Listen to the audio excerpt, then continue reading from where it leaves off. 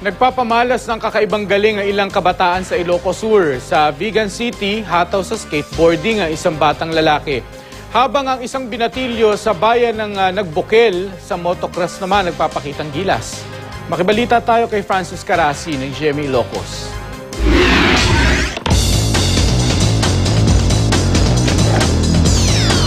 Kung skateboarding ang pag-uusapan, tiyak na hindi magpapahuli ang 3 taong gulang na si Zane Versosa na tubong Vigan City. Sa kanyang murang edad, hindi mo akalaing kaya niyang gawin ang iba't ibang skateboarding tricks. Ayon sa kanyang ama, magdadalawang taon pa lang si Zane nang matutong mag-skateboard. Titiyakin naman daw ng kanyang mga magulang na hindi mapapabayaan ng bata ang kanyang pag-aaral oras na tumuntong ito sa paaralan.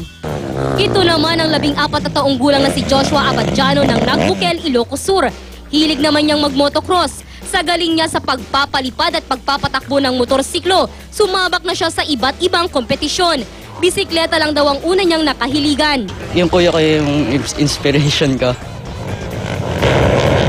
Ang motocross na para sa pista sa bayan ng Nagbukel ang huling sinalihang contest ni Joshua.